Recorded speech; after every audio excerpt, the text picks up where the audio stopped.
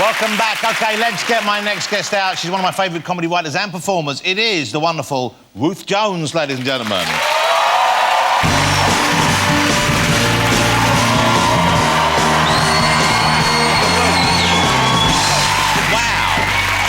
Like the sexy boots as well.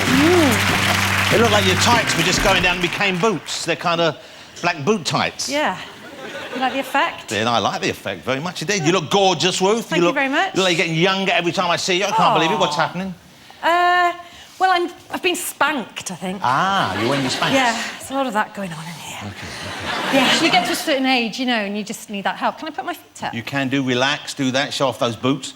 Hey, but Spanx are weird because the Spanx, even the big pair, they look like that, don't they? Yeah. They're only about that big. No, you can't have a good night when you've got Spanx on.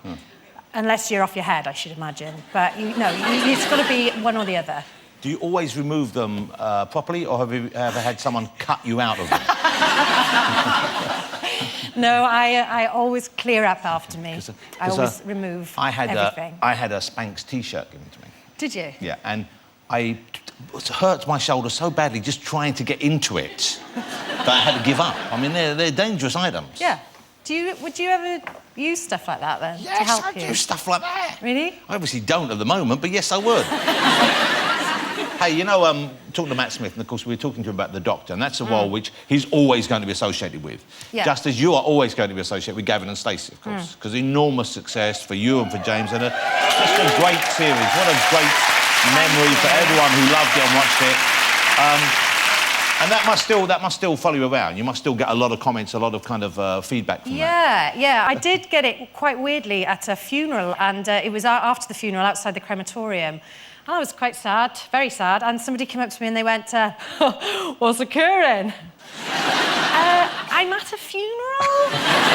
No. But I think people just don't, it's a sort of it's a way of being affectionate, I guess. But I suppose also there's a lot of love for it, so that's what it is. They want to show you that affection. Yeah. Now, there's an American version happening. Yes. Is that right? So what will they do? What's their version of Wales? Where have they set it? Well, it's very exciting because James and I are executive producers on it, so we get to see the script. And basically, Gavin and Smithy, I don't know if they're going to change the names, are living in New York City, and Nessa and Stacey live in Dillsburg, Pennsylvania. What they've done is they've been quite true to the original, and that there are actually lines of dialogue still in there, which is lovely, but they've taken it much further beyond that, and they've really made it their own, and it's brilliant. And they're filming it next week. Wow, are you going out for that?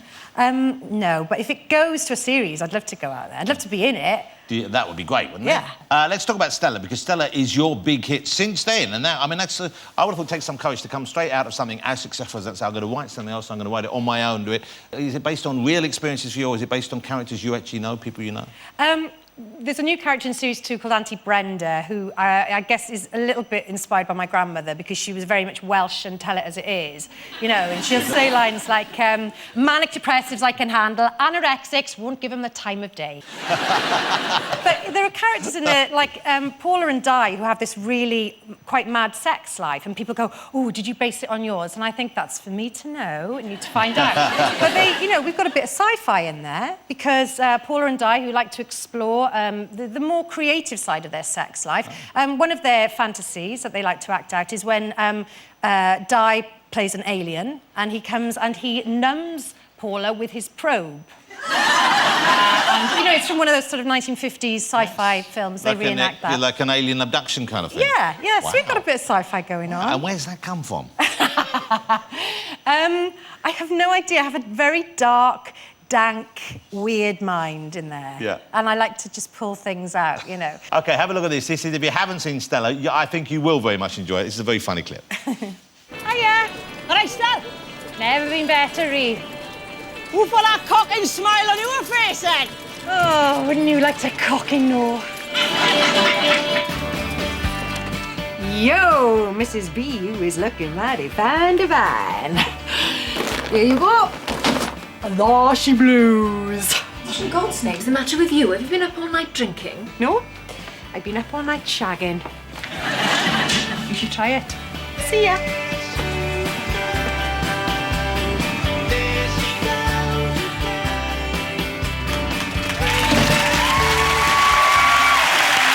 Stella. I love it because she is such a positive character, and she's... Yeah, I mean, she's a single mum in her early 40s. She's got 3 kids. One of them's in prison at the start of the series. She's got, you know, the 3 kids by 2 different dads. And it is about day-to-day, but she's got very weird and interesting friends and family. And essentially, Stella is a love story, and it spans the whole 2 series. And I love a good, epic love story. Yeah. And that's what it is, really, with comedy in it. So what are you doing after this, though? You're doing more Stella, I guess. Yes. And are you... Because you do a lot of acting outside of your own material. I mean, I saw you in there was the BBC show about Hattie Jakes that you acted in. I thought was brilliant.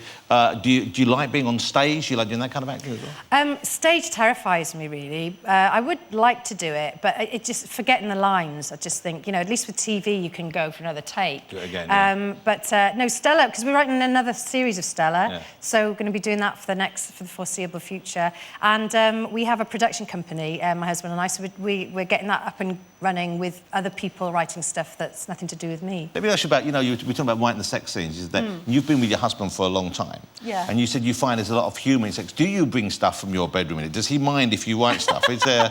Are there things, you know, because it does become very different. If you've been with someone for a long while, that side of your life is very different to the way it was in the beginning of the relationship. When you can be serious and keep, like, a sex face on, for example. What's this? You show me your sex face. Is